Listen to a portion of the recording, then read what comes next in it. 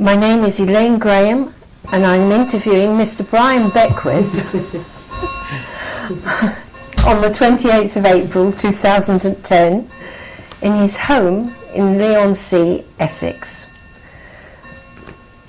The interview is to record Brian's memories of his father, who worked at Rayleigh Windmill in the 1920s. Could you tell us your memories of the windmill, please, Brian? I wouldn't have many memories because I was only 3 months old when my parents moved from the Rayleigh Mill cottages to Bull Lane. So I didn't actually live near the mill afterwards. But I do remember my father telling me later that at times they had to carry large sacks of corn weighing 2 1/4 hundredweight each, and that must have been hard work in those days. Yeah. It was. And was it only corn that they used to mill? I don't really know what they did mill, but obviously they were milling various types of corn for, perhaps bread making and that kind of stuff, like flour. Yes. And do you know anything about the windmill during the war? Not really. It wasn't operating, to my knowledge anyway, not during the war. And it just stood there. Eventually, I do know that sales had to come down because they were becoming rather dangerous and were replaced at a later time. So the sails that are there now aren't the original ones. Right. And did you ever meet any of the other millers that worked at the mill? No, not really. As I say, I was so young at the time. Yes. I was too young to know about the other workers. And how long did your father work at the mill for? I'm not sure on that point. You're not? I don't really know. But I should imagine that he must have left because we lived in Rayleigh Mill cottages. Yes. I think they were fairly near the mill at the time. I don't think they're there now.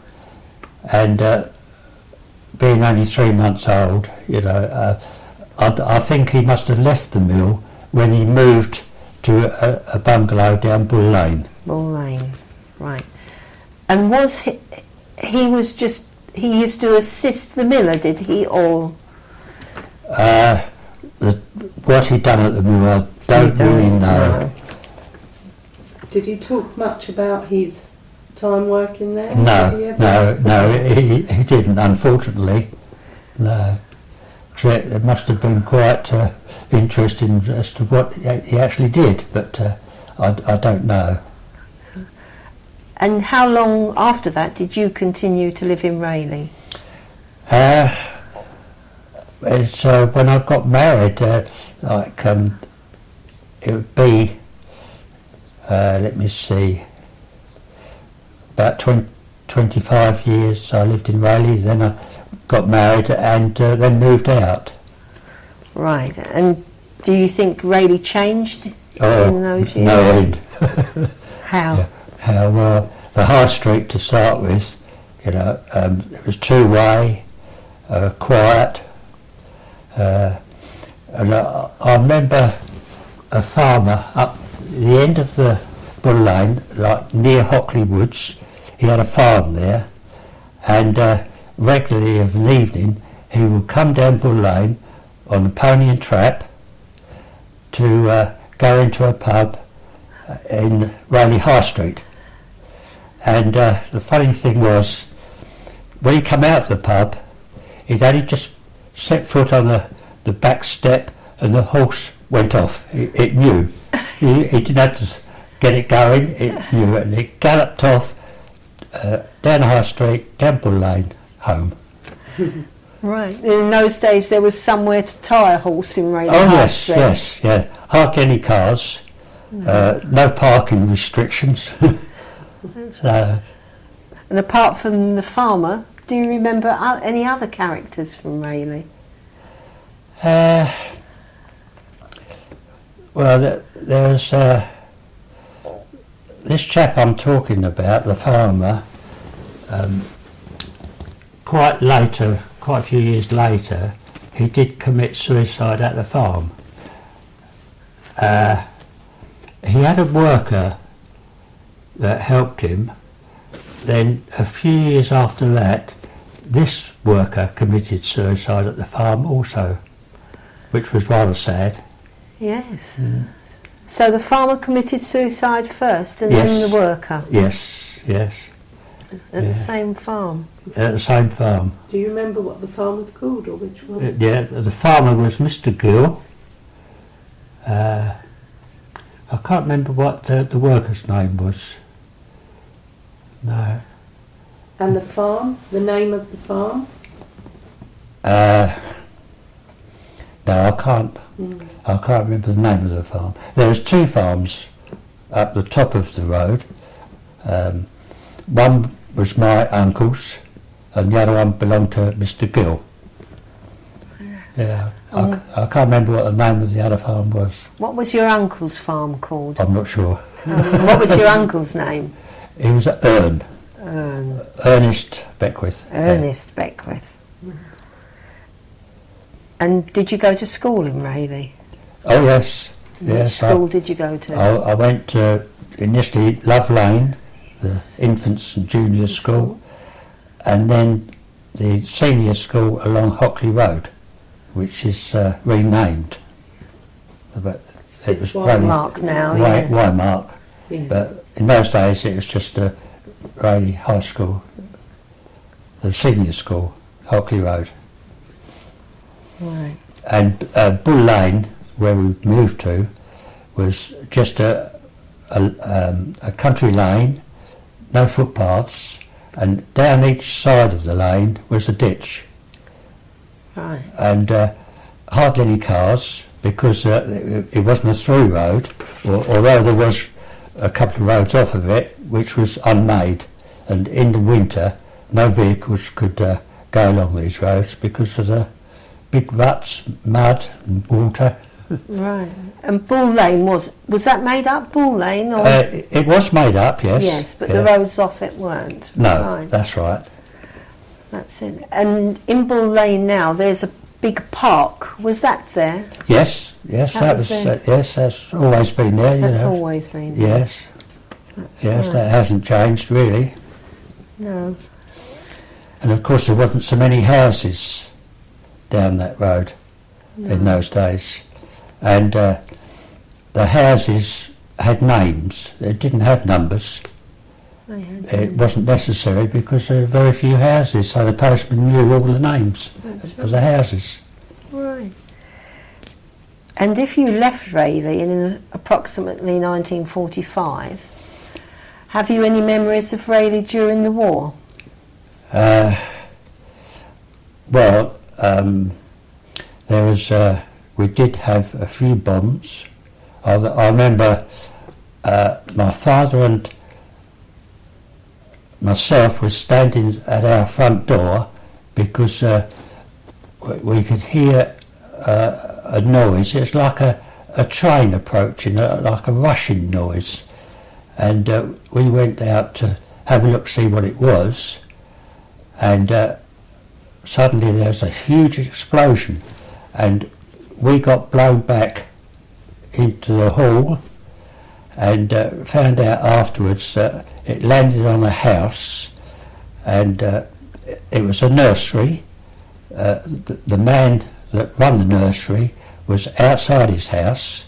His wife was inside the house, and unfortunately she got killed, and he wasn't too bad. It deafened him. He was deaf afterwards, but he wasn't seriously injured. Right. It was a nursery that cultured plants, was Yes. it? That type, Oh yes. That Yes. type of nursery. Yeah. And see, this was during the war, and everything was rationed. and he used to grow tomato plants.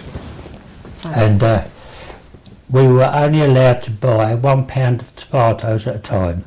He wouldn't allow any more. Oh, no. There was those restrictions. And this nursery was in Bull Lane, was it? Yes, it was off of Bull Lane. There's a road called Louise Drive. That's right. Yeah, and on top of that there used to be a nursery, but now it's all houses.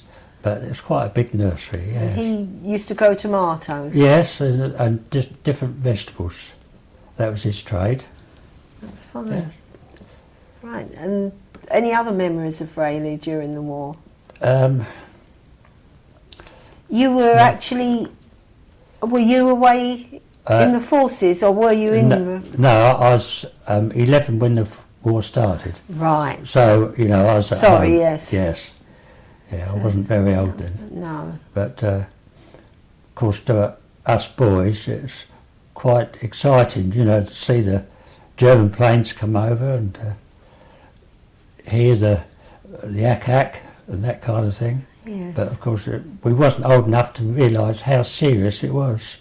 And I do remember there was 2 big waves of German bombers coming over. And I should imagine there was about 30 planes in each section, each wave. And we saw one Spitfire approach them, and you imagine all those planes and just one Spitfire, and he was underneath and he was going up towards them, and they shot him down and he'd just come down in flames. I thought that was very brave of that pilot to do that. Yes. Yes. Yeah. And you stood and watched that, Yes. did you? Yeah. Yes.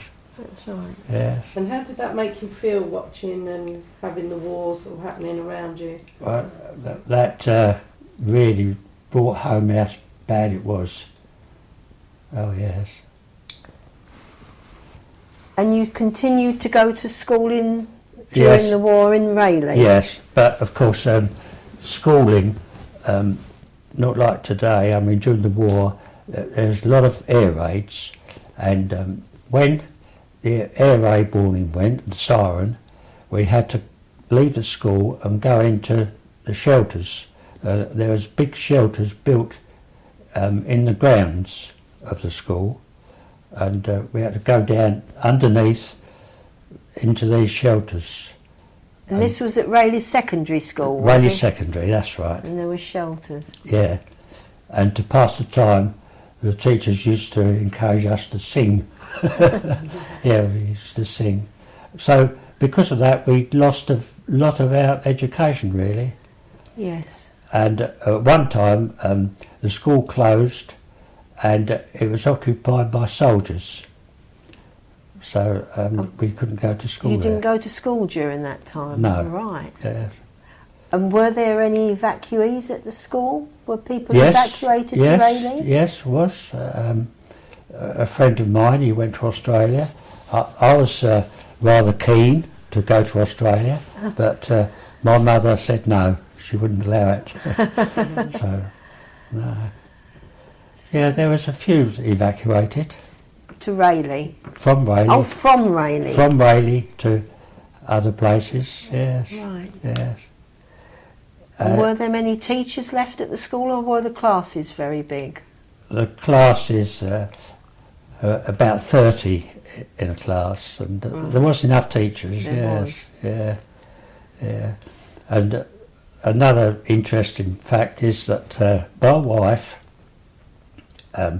she was just a bit younger than me. Yes. But when the war started, they lived in Southend, and her father thought, well, if the Germans invade, they would come across and land along the beaches. So he evacuated to Middlesex, thinking that it would be safer there, but in actual fact, they got bombed out. So they come back to Southend, which was safer because where they were was near London, you see. Yes. And yeah, although there's a few bombs dropped around, there wasn't many. Right. That's Yeah. very interesting, isn't it? Yeah, and what about the high street during the war in Rayleigh? Were the shops open or...? Yes, they were, yeah. They kept going. They kept going. Yes. We had to have our windows blacked out. We couldn't show any lights during the war, No. so the shops would have been the same. And my father, he put up black curtains around the windows so no light shone through. We had a bungalow with 2 rooms in the front, and what he done, he built 2 brick walls in front of the windows, about 3 feet away, I suppose, so that if there was any bombs near, the walls hopefully would protect the windows and the blast coming into the bungalow, you see. Yes. Did you have an air raid shelter in the bungalow? Yes, yeah. But we had an indoor shelter. It was a steel box, and very strong. And we used to sleep in that. I had 2 brothers, and the three of us used to sleep in this air raid shelter, which was in the bedroom, so that took the place of our beds. I see. Yeah. And were you in that shelter when the bomb went off at the nursery? No. Well, you said you were standing on the doorstep. Yes, because we hear this noise. Of course, there's searchlights and that kind of thing, but we didn't know what this noise was, so that's why my father and myself went to the front, in the porch to see what we could see. But it's what they call a landmine, and it come down on a parachute, so it landed softly, and when it landed, it explodes. Yes. And as far as you can remember, the windmill wasn't working during the war? No. Do you visit Rayleigh still today? Oh yes. Yeah. Yeah, occasionally we go there. I mean, there's some nice shops there, and I think Rayleigh High Street is a nice place, really. Yes, yeah, we still go there. And have you seen or been inside the windmill in recent times? Not recently. I did pay a visit some years ago. They got like the museum in there, and bits and pieces. But I'm in my 80s now, so I don't think I'll be able to climb those stairs. No. I'd like to, but I don't think I could do it. Right. What I was just going to ask finally, unless there's other things that you would like us to sort of say, is what do you think the windmill sort of means to Rayleigh? Oh, it means a lot, I think. Yes, it's all part of history. You know, it's been there a couple of 100 years. Everybody knows the mill there, the windmill. I mean, it's in a prominent position. Yes, it's very important, I think. Yes. Same as the market. The market, at one time, it was really thriving. Well, not so many years ago, it was a very busy market. But now it's very quiet, you know, just 2 or 3 stalls and that's it. So, you know, that's changed also. Yes. I just think I think we probably asked Asked all all the questions questions. we wanted to, but was there anything else that you wanted, that you've remembered? or you Since wanted we've been to say? talking? Yeah. Not really. It's apart from it was a different way of life in those days. The children now in computers and watching television, all technical, whereas when I was young there was nothing like that, you know, no televisions. We didn't have a car. Very few people had a car, and we used to make our own amusement. We used to go over the fields and build dens and climb trees and play marbles, flick cigarette cards, that kind of thing. But of course that's all changed. When you were older, in your teens in Rayleigh, did you stay in Rayleigh? Was there entertainment in Rayleigh? Yes, there was the Rayleigh Cinema, the Regal, Yes, which was positioned right near the Rayleigh Mill that's right. in Bellingham Lane. And we used to go on a Saturday morning, Tuppenny Rush, and we used to look forward to that. And of course they used to have films that carried on, so it encouraged you to, you see one part, you want to go the next Saturday to see the other part of it. It's serialised, Yeah. yeah. And when we came out, they used to give us an orange or something, you know. Used to give you an orange in the Yes, cinema. Yeah. Or a few sweets or something. Yeah. It did. And you didn't get married in Rayleigh. Your wife was from Southend, so That's you got right. married Yeah, there. we got married in Southend, yes. And you didn't meet your wife in Rayleigh? No, it was, I met her where I worked. I worked in Southend, Right. and then she started work in Right. Southend. And that's how we met. And how did you used to get to work? How did you used to go to Southend? That was by bus, Bus. yeah, or used to cycle, yeah. And when we was courting, I used to go to Southend on my bike because the buses stopped running after a certain time in the evening, so I used to ride home on a bike. On a bike? Yes, yeah. Of course, nowadays the youngsters, they've all got cars, they learn to drive, they drive everywhere. That's it. Yeah. But really, they were quite happy days, although it's so different. I mean, today's, it's a lot easier getting about, but they were quite happy in those days, yeah. It's been lovely, Brian. Yeah, really nice. It's very nice. Thank you very much. Yeah, you're welcome. I don't think I have any more questions. No, If you, no. Roxy. I wish I could tell you more, really. If I'd been a bit older, then I could have Yeah. told you more about the mill, you see. Yes. Yeah. I was yeah. too young. And you don't have brothers or sisters that are older? Yeah, I had an older brother. He was 4 years older, Mm-hmm. so he would have remembered. But he's not with us now. Okay. And a younger brother, he was three years old, younger than me, and he's passed away also. Right. So I'm the only one left. Yeah, I mean that sort of is one of the reasons why we like to sort of do these interviews, because of course all these stories, you know, if they're not Yeah. sort of put down recorded, then they might not be there for future generations. They're just lost forever, aren't they? That's right. Yeah. But, The thing that sticks in my mind is they gave you an orange when you came out, and the people from the cinema gave you a Yes. badge. Did the owner of the cinema? That's right, yeah. a lot of people that we've interviewed have got strong memories of that cinema, but no one has ever mentioned about coming away with With an Yeah. orange or sweet. Yeah. Oh, no. Yeah. He must have been a nice man who owned the cinema. Yes, yeah. That's Well, right. it's encouraged us to go back again, you see. Yeah, that's right. Yeah. That's fine. Anyway, it's been very nice talking to you, Brian. Thank you Yes. very much Yeah, indeed. sure, Thank you yeah. very Thank much. you. Thank you.